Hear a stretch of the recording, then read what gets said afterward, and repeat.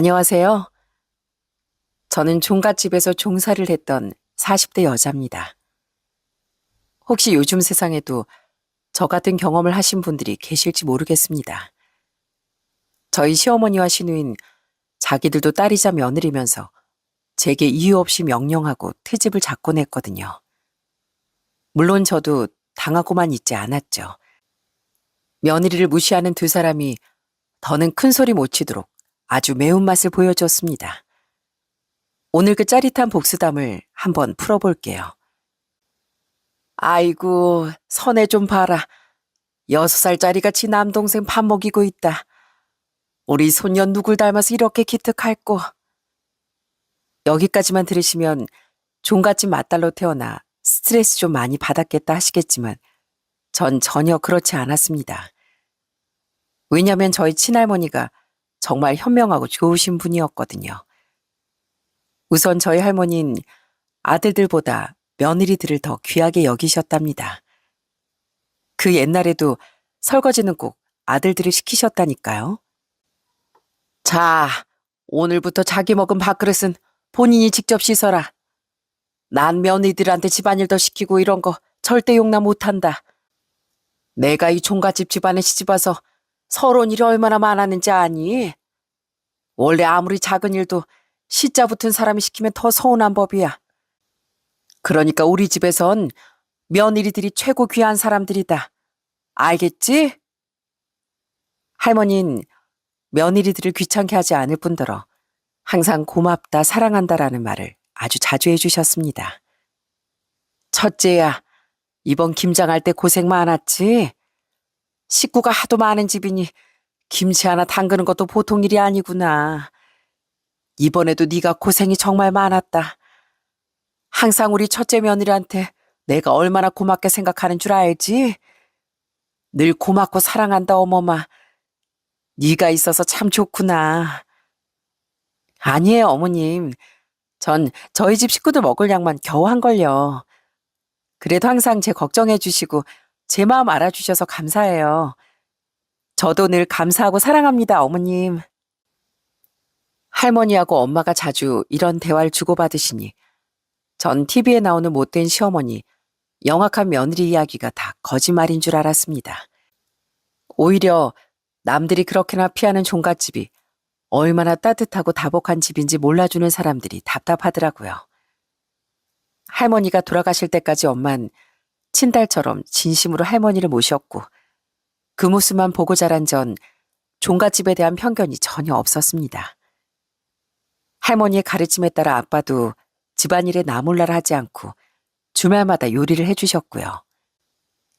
자, 오늘은 아빠가 요리사다. 평일에 네 엄마가 너희들 먹이고 돌보느라 고생 많았으니까 주말이라도 이 아빠가 나서야지.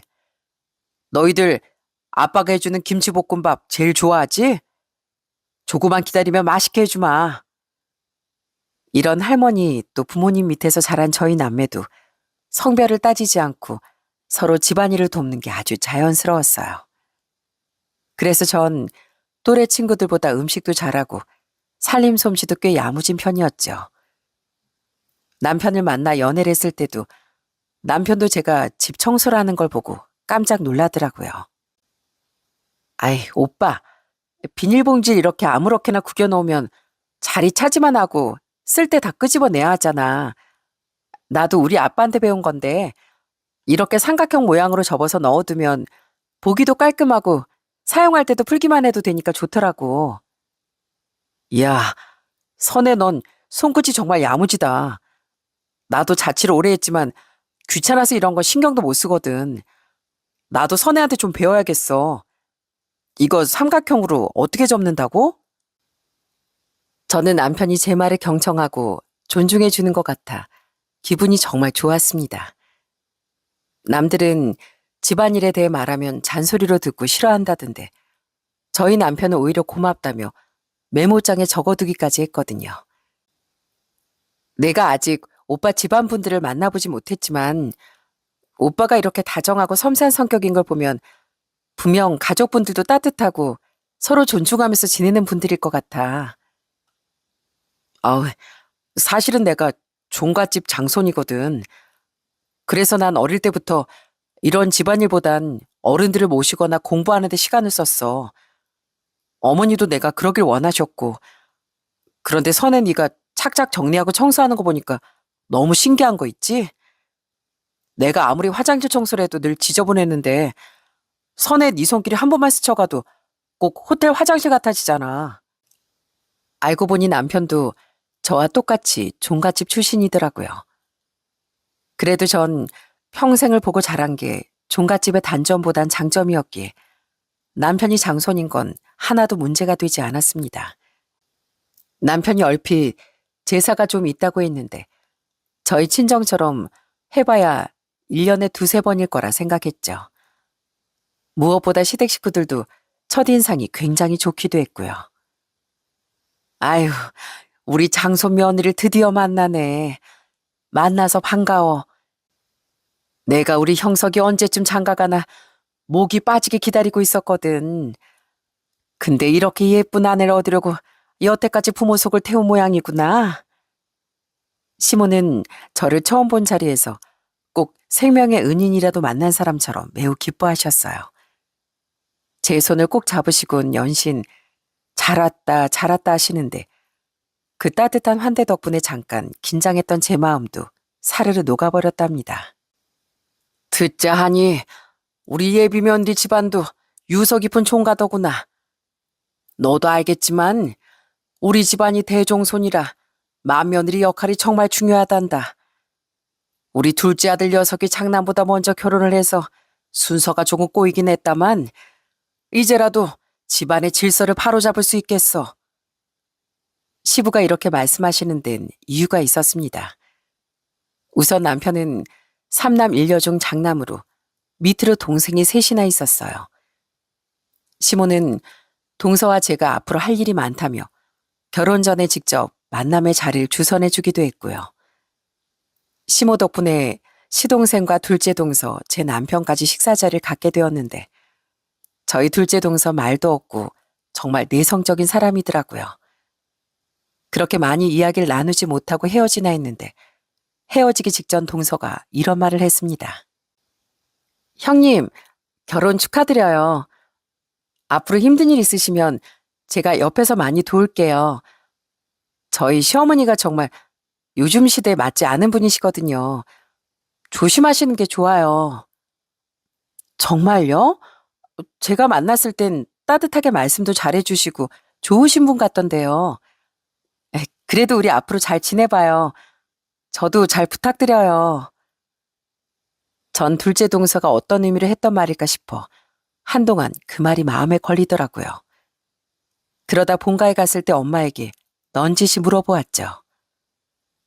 엄마, 나 얼마 전에 둘째 동서 만났는데 동서가 우리 시모가 요즘 시대에 맞지 않는 사람이라면서 조심하라는 소리를 하더라고요. 둘째 시동생은 결혼한 지 이제 1년 됐다는데 아직 시숙인 그이랑 뭔가 좀 어색해 보이고 되게 내성적이고 숫기가 없는 사람이었어요. 나 결혼 괜찮겠죠? 그래?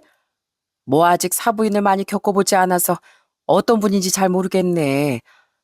그래도 우리 딸은 똑똑하고 야무지니까 잘 해낼 거야. 이때까지 네 할머니하고 엄마가 어떻게 지냈는지 다 봤지?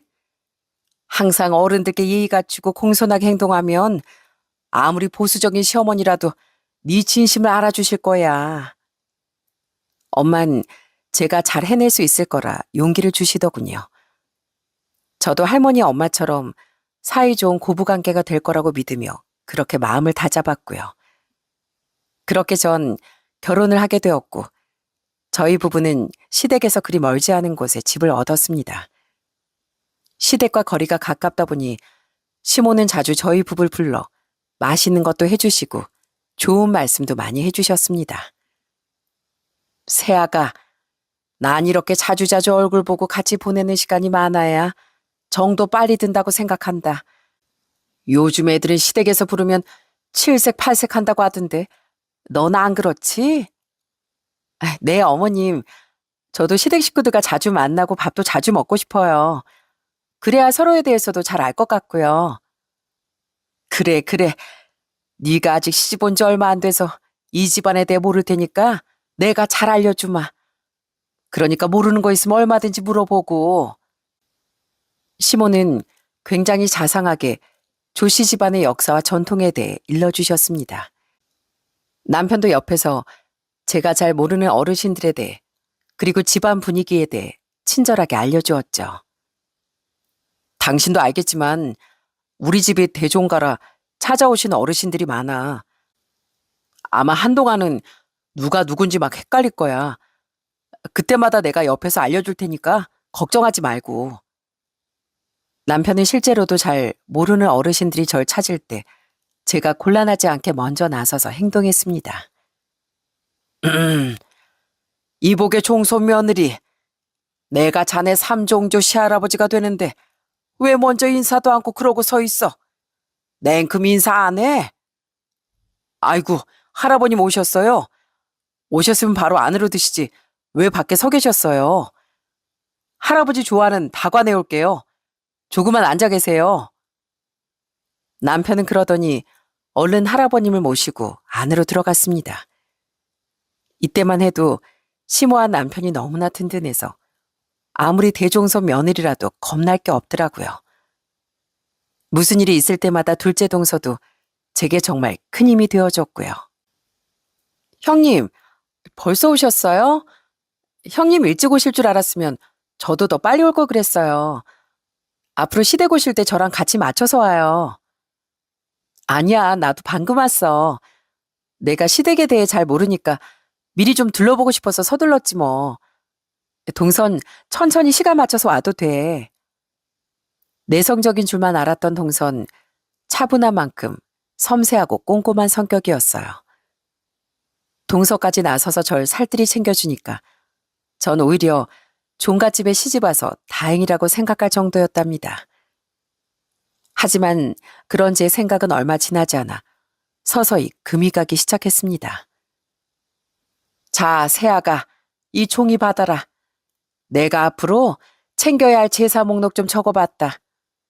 우리 집안은 제사가 꽤 많아서 기억을 못하면 큰일 나. 일단 명절날 올리는 제사가 2번 있고 기제사가 6번 있다.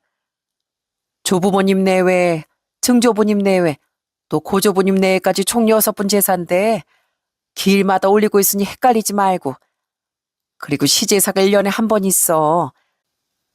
원래는 사시제라고 1년에 4번씩 해야 하는데 너희 힘들까봐 음력 10월에 1번만 지내는 거니까 감사하게 생각해라. 마지막으로 조상님들 묘에 가서 묘제도 꼭 드려야 한다. 이거 다 챙길 줄 알아야 종가며느리 역할 제대로 하는 거야. 하나라도 빼먹으면 안 되니까 꼭 꼼꼼하게 보고 기억해라. 어느 날 시모가 제게 아주 꼼꼼히 적어주신 종이를 보니 시댁은 무려 1년에 10번의 제사를 드리는 집이었더라고요. 저희 친정은 많이 제사를 간소화하기도 했고 음식도 간단하게 차려 제사를 드렸거든요. 그런데 시댁은 그 10번의 제사 모두 아주 상다리가 부러지라고 음식을 차리고 의례가 꽤 복잡했습니다. 그래도 처음 결혼한 해엔 제가 잘 모르는 게 많아서 주도적으로 일을 하기보단 시몰 따라다니며 일을 배우는 수준이었죠. 자, 우리 집 제사 음식은 육류, 생선, 나물전, 찌개, 떡, 과일까지 가능한 모든 종류를 올린다. 저는 동그랑땡, 고기전, 생선전, 종류별로 골고루 만들어야 되고 나물도 양념이 다 달러. 조상님 한 분이라도 소홀히 하면 안 되니까 제사마다 준비할 음식하고 생전에 좋아하셨던 것까지 정확히 기억해두렴. 세상에, 어머님, 이걸 이때까지 어머님이 맡아서 준비하신 거예요? 아휴, 그동안 정말 힘드셨겠어요. 힘들어도 어쩌겠니. 해야 할 일은 해야지. 그래도 네가 시집 와서 그나마 다행이지 뭐. 앞으로 몇 년간은 너도 많이 헤맬 테니까 나 하는 거 보고 잘 배워둬라. 하지만 시모가 아무리 잘 가르쳐 주신다고 해도 무려 10번의 제사를 챙기는 건 보통 일이 아니더라고요. 남편도 2팔 걷어붙이고 옆에서 도와주긴 했지만 번번이 어르신들께 주방에 있는 걸 들키곤 혼쭐이 나곤 했고요. 여보, 왜 또 주방에 왔어? 할아버님도 보시면 종손이 주방에 왔다고 막 혼날 텐데. 요즘 그런 게 어딨어. 그 뒤집개 이리 좀 줘봐. 저는 내가 할게. 아직도 할 게 이렇게나 많이 남았네. 당신은 잠깐 밖에 나가서 바람 좀 쐬고 와. 종일 기름 냄새만 맡았잖아. 이렇게 10번의 제사를 치르다 보니 결혼하고 1년이 금방 지나가 버리더군요. 제사만 아니라면 남편과 제 사이엔 별다른 문제가 없었어요. 하지만 시간이 점점 흐를수록 남편과 시모의 배려가 마냥 절 위한 게 아니라는 걸 깨달았습니다. 어머님, 저 올 명절엔 친정에 먼저 들렀다 올 것 같아요. 작년에 제사 배운다고 명절에도 친정에 못 갔잖아요. 그래서 올해는 저희 엄마 아빠 먼저 뵙고 올게요. 뭐? 아니, 그게 무슨 소리냐? 내가 장 보는 것부터 알려주려고 올해 미리 시장도 안 봤어, 얘. 너 지금 나랑 네 동서랑 둘이 시장을 다 보라는 거야? 음식도 우리 둘이 다 하고? 네? 그런 뜻은 아니었지만 남편이랑 한 해씩 돌아가면서 시댁이랑 친정에 먼저 가기로 약속했거든요. 그렇잖아, 여보. 어? 뭐 그렇긴 한데 엄마가 당신 때문에 일부러 그렇게 계획을 짜셨다는데 올해는 우리 집에 먼저 가고 내년에 처가에 먼저 가면 안 될까? 좀 늦게 간다고 어떻게 되는 것도 아니잖아. 시모와 남편은 저를 위한 결정이라며 제가 친정에 가는 걸 막아섰습니다. 그리고 너 맏며느리가 어른들 다 계시는데 어떻게 친정에 먼저 가겠다는 소리를 하니? 작년에 못 오신 어르신들이 너 보겠다고 다 우리 집 먼저 오시겠다는데 네가 없으면 어떡하냐고. 그건 네 동서한테도 못할 짓이다. 그러니까 잔말 말고 하루 먼저 와 있어. 제가 아무리 설명을 해도 시모는 무조건 안 된다며 절 붙들었습니다. 그쯤 되자 저도 할 말은 해야겠다 싶더라고요. 어머님, 제가 맏며느리로 할도리를 못한 건 없다고 생각해요. 작년에 10번 있는 제사도 동서랑 같이 모두 참석했고요. 저도 명절 가까이 말씀드리면 어머님 당황해 하실까봐 이렇게나 먼저 말씀드렸는데 장 보는 계획 같은 건 얼마든지 상황에 맞춰서 바뀔 수 있다고 생각해요. 그리고 지금이 무슨 조선시대도 아니잖아요. 저희 친정도 종갓집인데 저희 할머니는 항상 어머니께 친정부터 다녀와도 좋다고 하셨거든요. 그리고 아직 결혼 초인데 부부끼리 약속한 걸 벌써 어기기 시작하면 앞으로 싸울 일만 더 많아질 거고요. 제가 해야 할 일은 명절 전에 해놓고 가겠습니다. 그러니까 어머님도 이해해 주셨으면 좋겠어요. 당신도 내 마음 알지? 어? 알지. 엄마, 올해는 처가에 먼저 갔다 올게요. 이해 좀 해주세요. 엄마, 그럼 저희 가요? 남편은 결국 어버버하며 제 말을 따랐고 시모는 절 연신 째려보시며 한숨을 푹푹 쉬셨습니다. 그전까지 좋기만 하던 시모의 관계가 틀어지기 시작한 게 그 무렵인 것 같네요. 그 이후부터 시모는 사사건건 제게 트집을 잡기 시작했습니다. 넌 종손 며느리가 옷차림이나 머리꼴이 그게 뭐니? 너 그러고 다니면 근본 없는 집안이라고 다들 욕한다. 당장 가서 머리 검게 염색하고 옷도 더 단정한 걸로 입고 와. 아유, 종손 며느리가 그렇게 입을 해 벌리고 웃지 마라. 채통을 지켜. 밥 먹을 때도 좀 조신하게 먹고. 내가 이런 것까지 다 말해줘야 되니? 아유, 며느리 둘이 있는 게 하나는 사사건건 마음에 안 들고 하나는 느려 터져서 답답해 죽겠네 아주. 내가 조상님을 얼마나 열심히 모셨는데 왜 며느리 운은 안 주셨나 몰라. 사실 전 참고만 있는 성격이 아니라 시모가 작은 일로 트집을 잡으시면 제 나름대로 할 수 있는 대꾼 다 했습니다. 하지만 착하고 내성적인 둘째 동선 늘 고개부터 숙이더라고요. 형님, 저 또 어머니께 혼났지 뭐예요. 제 목소리가 너무 작아서 대답을 하는지 무시를 하는지 모르겠대요. 사실 제 대답은 상관도 없이 어머님 하고 싶으신 대로 하시면서 말이에요. 정말? 동서 또 잘못했다고 사과부터 했지? 그러지 말고 동서도 억울한 게 있으면 억울하다고 얘기해야 돼.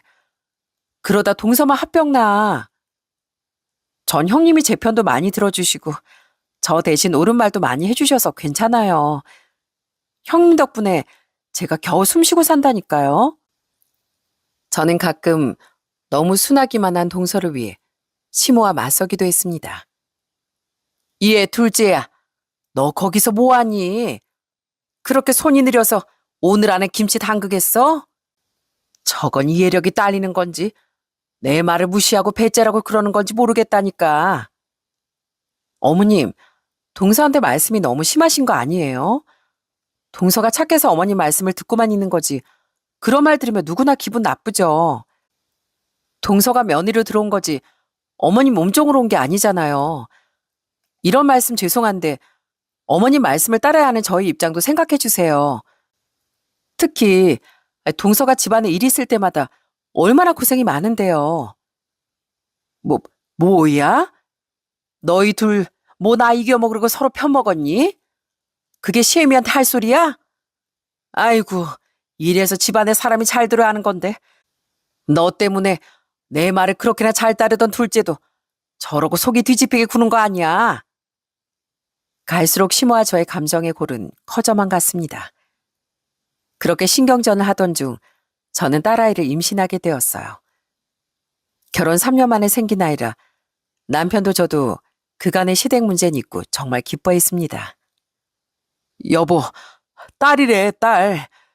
당신 닮은 딸이면 정말 예쁘고 똑똑할 거야. 그지? 나 벌써 딸바보 예약이야.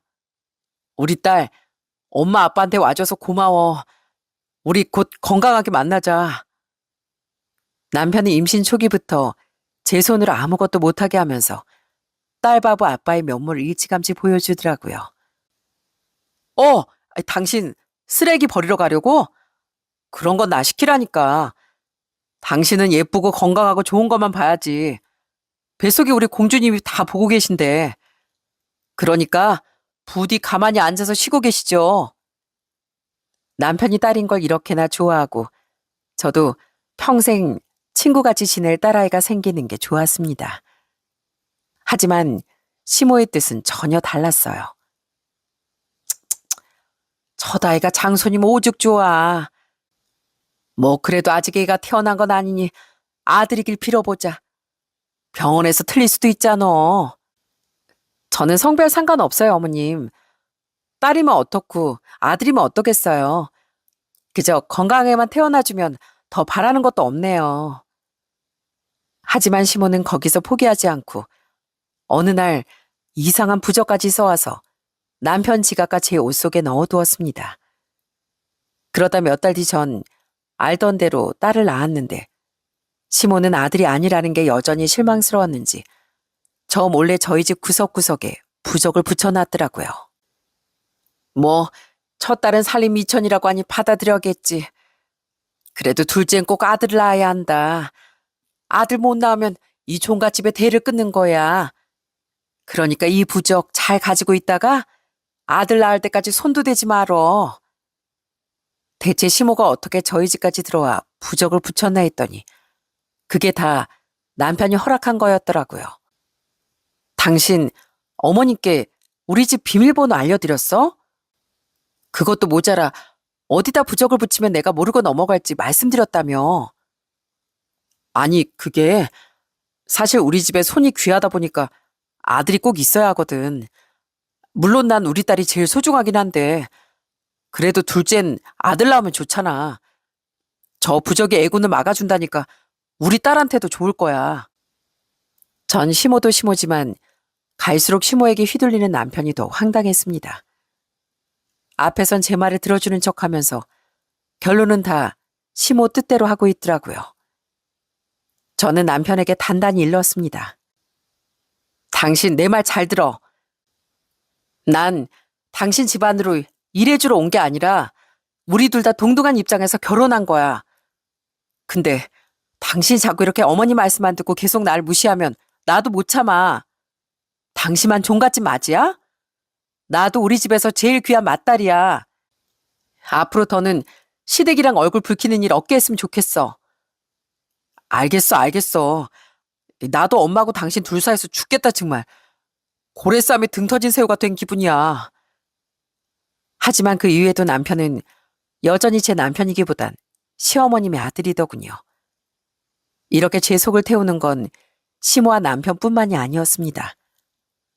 저희 시누이를 보면 옛말에 말리는 시누이가 더 밉다는 말이 왜 나왔는지 알 것 같더라고요. 삼남 일녀 중 막내딸인 시누이는 아주 천상천하 유아 독존이었거든요. 언니, 새언니, 혹시 나 생리대 좀 사다 줄래요? 오면서 초콜릿이랑 단 것도 좀 같이 사오고요.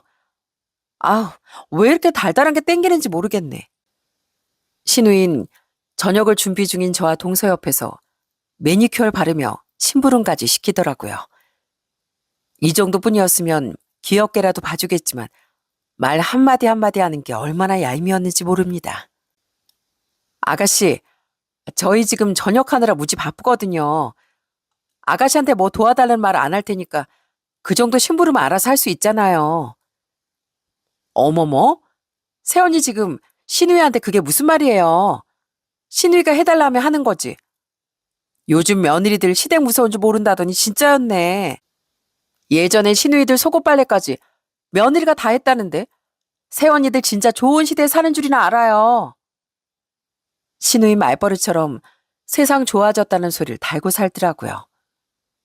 그전에도 아주 건방지게 굴던 걸 겨우 참고 있었는데 전날은 저도 더는 참지 못하고 터져버렸어요. 저는 당장 앞치마를 벗어던지고 시누이를 밖으로 불러냈습니다. 아니, 안에서 얘기하면 되지. 왜 귀찮게 밖으로 불러내. 그럴 시간 있으면 내 심부름이나 좀 해달라니까. 야, 너 몇 살 먹었냐? 나 너보다 4살이나 많거든? 그러니까 내가 말 좀 편하게 할게. 너 내가 네 며느리로 들어온 줄 알아? 어디서 나이도 어린 게 반말이야. 제일 어리면 어린 대로 손님 사람들 얘기하는데 끼어들지 말고 수그리고 있어라. 전 아주 나를 잡고 시누이 정신교육을 빡세게 시켰습니다. 시누인 제가 무섭게 분위기를 잡자 완전히 쫄아서 꿀먹은 벙어리가 됐더라고요. 너 앞으로 말 조심해. 내가 지켜본다. 나 어차피 너희 집 식구들이랑 피 한 방울 안 섞인 사람이야. 남이라고 남. 내가 참고 살아야 할 이유 아무것도 없거든? 네 오빠 이혼남 만들기 싫으면 알아서 잘해라. 알겠어요. 왜 그런 거로 협박을 해요, 무섭게. 새언니 이런 거 엄마한테 다 잃을 거예요. 일러. 당장 가서 일러봐. 어떻게 되는지 내가 보여줄 테니까. 시누인 평소에 그렇게나 일러바치더니 제가 진짜 무서웠는지 그날은 찍소리도 하지 않고 가만히 있더군요. 둘째 동서도 조용해진 시누이가 신기했는지 제게 비법을 묻기도 했습니다. 형님, 대체 나가서 뭐라고 하신 거예요? 아가씨가 뭐 달라는 소리도 안 하고 방에만 틀어박혀 있네요. 방법이 다 있지. 원래 애들한텐 가끔 엄하게 말해야 말을 듣거든. 그렇게 다행히 시누인 제 선에서 정리가 되는 듯 했습니다. 하지만 여기서 모든 문제가 해결됐다면 제가 이렇게 사연도 쓰지 않았을 겁니다. 시누이와 단판을 짓고 얼마 뒤 제가 전혀 생각지도 못했던 복병이 나타난 거예요. 그건 바로 셋째 도련님과 결혼하게 된 셋째 동서였습니다. 듣자니 셋째 동선 치과 의사라고 하던데 직업이 직업인 만큼 콧대가 아주 하늘을 찌르더라고요. 시모도 셋째 동서 앞에선 아주 절절맸고요. 아이고, 우리 집안에 의사 며느리가 다 들어오는구나. 동네 잔치라도 열어야겠다. 우리 막내 며느리 자랑 좀 해야지. 시몬 그러더니 정말 동네 잔치를 열고 셋째 동서를 여기저기 자랑했습니다. 물론 그 잔치 음식은 저와 둘째 동서 차지가 됐네요. 저는 셋째 서방님과 동서가 무슨 장원급제라도 한 줄 알았습니다. 셋째 동선 시모의 비위를 맞추기로 작정했는지 본격적인 물량 공세를 퍼붓기 시작했어요. 어머님, 저번에 보니까 어머님 아버님 신고 다니시는 신발이 영 낡았더라고요. 연세 드실수록 신발이 제일 중요하거든요. 이거 백화점 갔다가 샀는데 두 분 신으세요. 어머, 넌 바쁜 애가 어떻게 이런 것까지 챙기니? 똑똑한 애가 정도 깊다예. 고맙다, 잘 신음아. 내가 이때까지 며느리가 둘이나 있었는데 셋째 들어오기 전에 이런 거 챙기는 며느리도 하나 없었다. 이제라도 며느리 잘 들였어 아주. 이런 뇌물들 덕분에 셋째 동선 집안의 모든 제사에서 열애가 됐습니다. 둘째 동서하고 제가 땀을 뻘뻘 흘리며 음식할 때 셋째 동선 시모하고 과일이나 깎아 먹으며 노닥거리곤 했습니다. 남편은 제가 기분이 안 좋은 걸 알았는지 슬그머니 주방 문을 닫더라고요. 전 그게 더 약올라 기가 막혔습니다. 그런데 이게 무슨 운명의 장난인지 전쟁통에도 애는 낳는다는 말처럼 어느 날 제가 덜컥 둘째를 임신하고 말았습니다. 아이의 성별은 시댁에서 그렇게나 노래를 불렀던 것처럼 아들이었어요. 아들이라고? 아유, 진짜 아들이 맞아? 아이고, 천지신명님 감사합니다. 내가 뭐라고 했니? 이게 다 부적 덕분이다. 부적을 잘 써서 네가 아들을 가진 거야. 여보, 진짜 고마워. 나 사실 이대로 대가 끊어지나 내심 걱정했거든. 이제 아들을 봤으니까 아주 두 다리 쭉 펴고 자겠다. 그지 엄마? 아들을 가진 건 저도 물론 기뻤지만 심오한 남편이 단순히 아들이라서 더 기뻐하는 걸 보고 황당하기 짝이 없더라고요. 제 아이를 순수하게 기뻐하는 사람은 친정 식구들과 우리 둘째 동서뿐인 것 같았죠. 형님, 어서 방에 들어가서 쉬세요. 제가 정리하고 들어갈게요. 홀몸도 아닌데 무리하지 마시고요. 아, 미안해 동서. 동서 힘든데 내가 제대로 도와주지도 못하네. 아이, 그게 무슨 말씀이세요? 저 이 집안에 이렇게 버티는 거 다 형님 덕분인걸요. 형님이 제게 얼마나 큰 힘을 주시는데요. 그러니까 저한테 그 미안하다는 말씀 하지 마세요. 저는 아이 둘을 낳고도 여전히 시댁 제사에 시달렸지만 그래도 둘째 동서가 있어 버틸 수 있었습니다. 저희 둘 사이엔 일종의 전우애가 생긴 것 같았어요. 전 그렇게 다들 원하던 아들을 낳았고 장손이 태어난 것에 시모는 세상을 다 가진 것처럼 기뻐했습니다. 여러분 중엔 제가 왜 이혼을 안 하고 참고 살았냐, 답답하다고 생각하시는 분도 계시겠지만 시댁에서 그래도 제 아이들을 너무나 귀하게 생각하고 특히 둘째 아들은 종손이라고 떠받들어 주시니 저도 차마 이혼까지는 생각 못하고 있었어요. 물론 명절 때마다 관절염과 허리 통증을 달고 살았지만요. 그렇게 또 제사만 치르다 한 해가 지나갔습니다. 그때가 결혼한 지 4년밖에 안 됐지만 꼭 40년은 더 산 것 같았네요.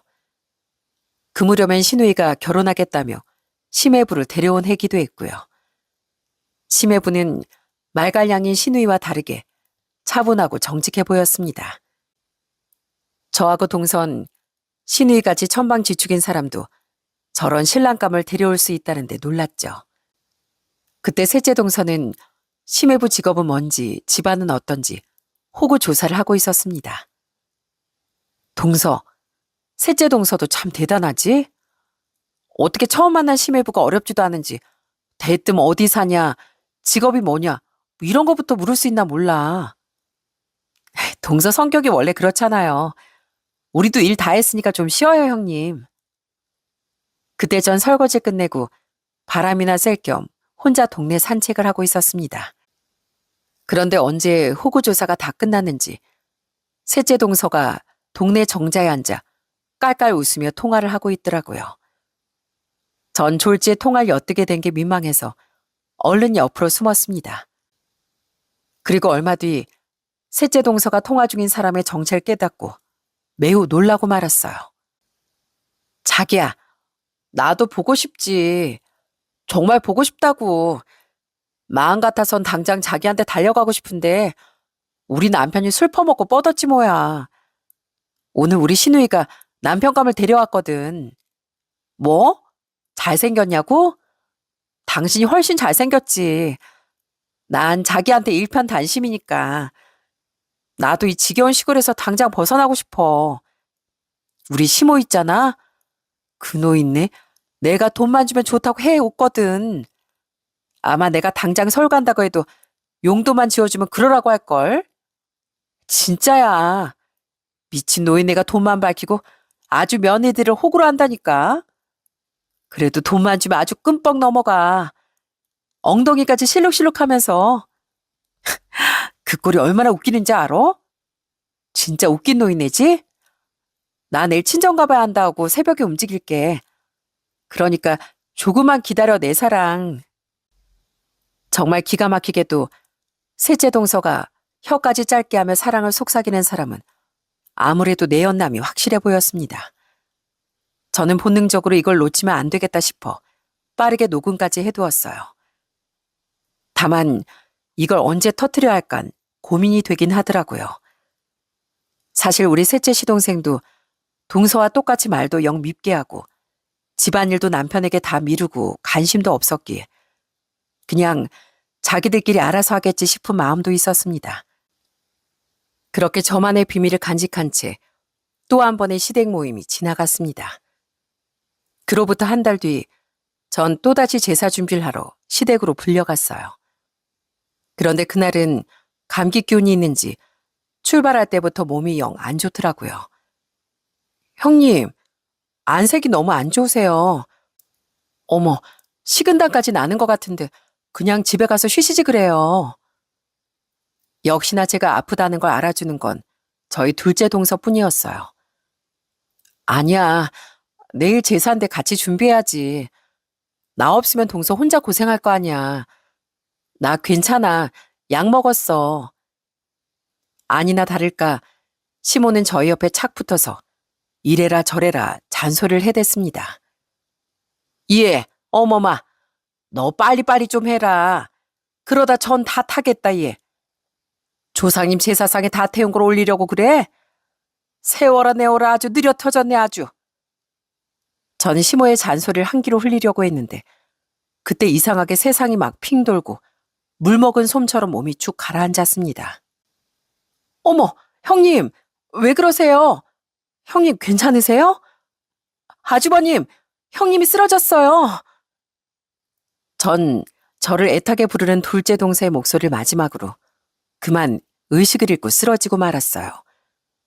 한참 뒤 정신을 차려보니 119에 실려왔는지 제가 병원에 입원해 있더라고요. 제가 힘들게 눈을 떴을 때 제 앞엔 딱 2명의 얼굴이 보였습니다. 그건 시모와 둘째 동서였어요. 어머마, 이제 정신이 좀 드니? 너 몇 시간을 잔 건 줄 알아? 아주 그렇게 자다가 코까지 골겠더라 너. 너 3시간이나 잤어. 형님, 괜찮으세요? 어지럽진 않으세요? 전 형님 큰일 나는 줄 알고 정말 깜짝 놀랐어요. 둘째 동선 연신 울먹이며 제 다리를 주무르고 있었는데 시모는 팔짱을 딱 끼고 제가 마치 늦잠이라도 잔 사람처럼 타박했습니다. 전 그래도 며느리가 제사 준비하다 쓰러졌는데 괜찮냐는 소리가 먼저 나올 줄 알았어요. 그런데 시모가 하는 말은 갈수록 가관이더군요. 너 설마 음식하기 싫어서 꾀병 부리는 건 아니지? 의사 말론 조금 안정을 취하면 괜찮다던데 이만 좀 일어나지 그러니.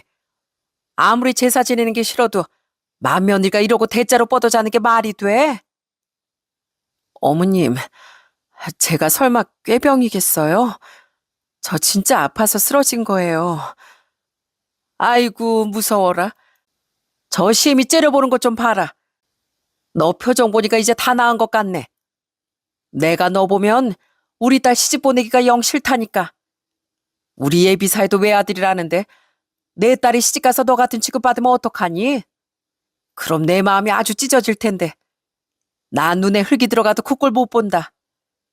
내 딸 시집살이 당하는 꼴 절대 못 보지 그럼. 그렇고 말고.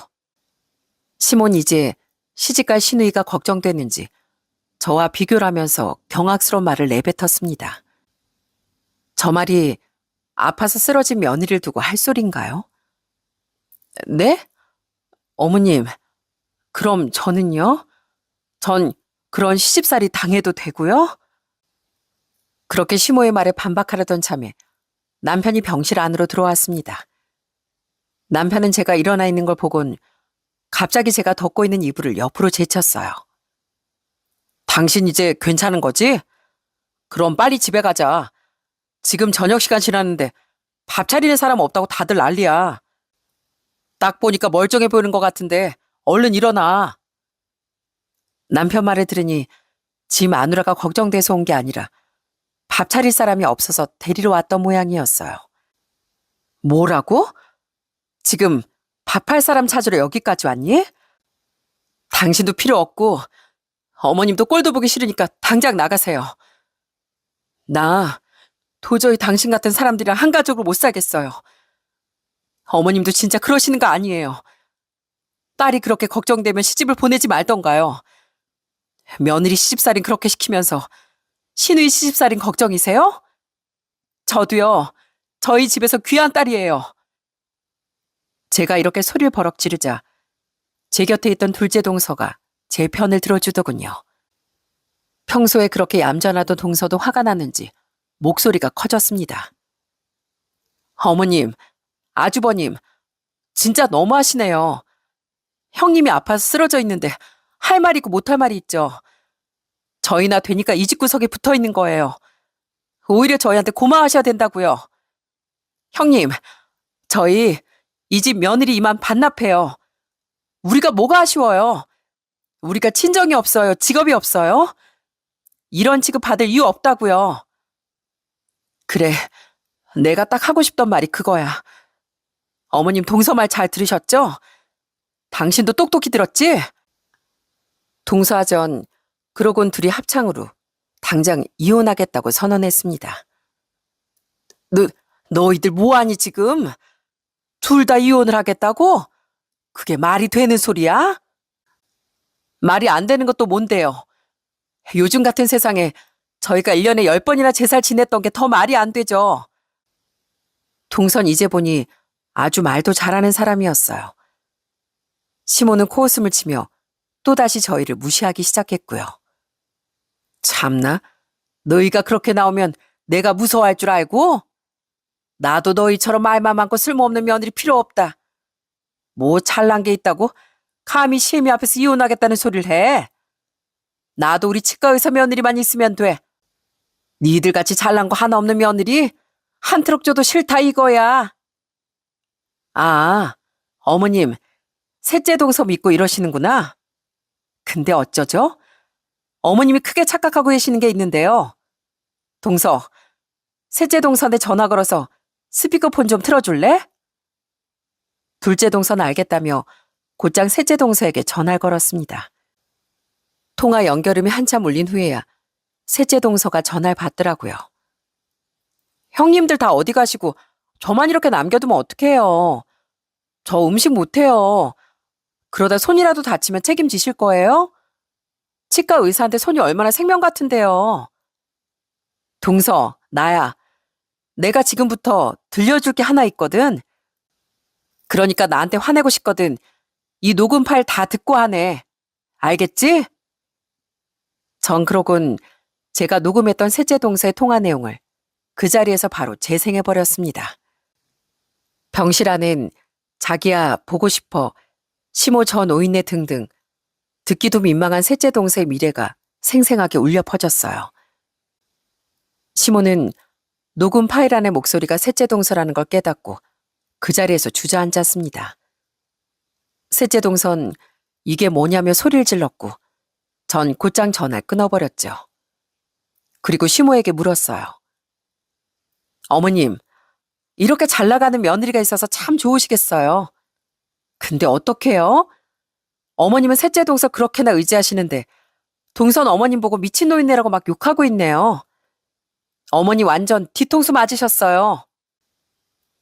진짜 그년이 그랬다고? 이걸 진짜 네가 다 직접 녹음한 거야? 네. 셋째 동서가 시댁을 얼마나 무시했는지 집 앞 정자에서 이러고 바람을 피우고 있던데요. 뭐 근데 저희랑 이제 상관없는 일이네요. 저희는 이혼할 거니까요. 그러니까 당사자들끼리 알아서 하세요. 그지 동서? 네 형님. 집안 걸 보니까 하루라도 빨리 탈출해야겠네요. 둘째 동서와 전 아주 오랜만에 주저앉은 시모를 보고 배꼽을 잡고 깔깔 웃었습니다. 그 모습을 보고 당황한 시모와 남편은 급하게 시댁으로 돌아갔고 병실엔 동서와 저 둘이 남았습니다. 동서 아까 보니까 말 잘하더라. 어디서 그런 힘이 났어? 시모가 막 형님한테 하는 말 들으니까 저도 못 참겠더라고요. 저희 아직 젊은데 뭐하러 이런 취급받으면서 식모살이를 해요. 요즘 이혼이 뭐 흠인가요? 형님, 이제 더는 참지 마요, 우리. 동선 큰 결심을 한 듯 두 주먹까지 불끈 쥐었습니다.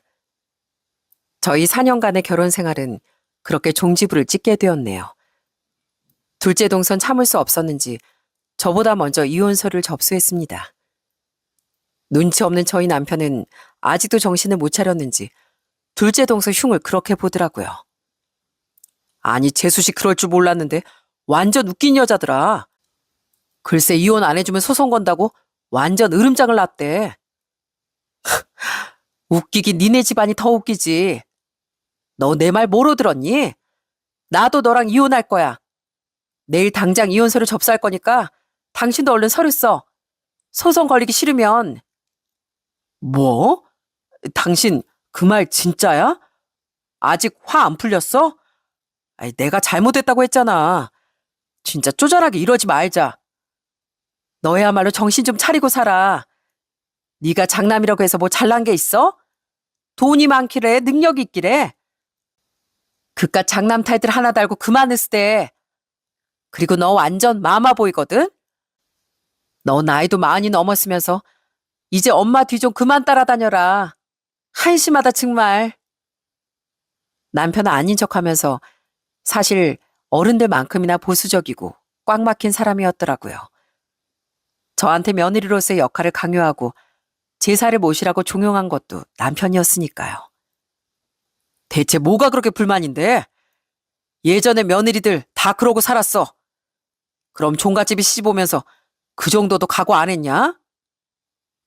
전 여전히 자기 잘났다고 나불거리는 남편 얼굴에 그대로 이혼서를 던져주었어요. 그리고 저희 친정에도 이혼하게 되었다고 조심스럽게 말씀드렸고요. 전 사실 친정 부모님께 제가 크게 혼이 날 줄 알았습니다.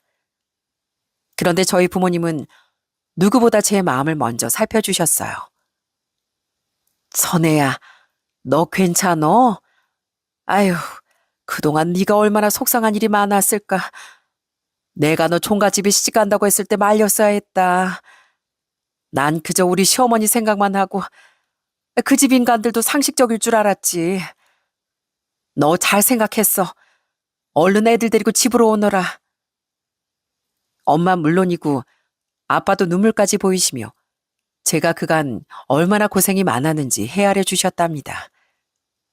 전 부모님의 응원에 힘입어 끝까지 이혼을 밀어붙였어요.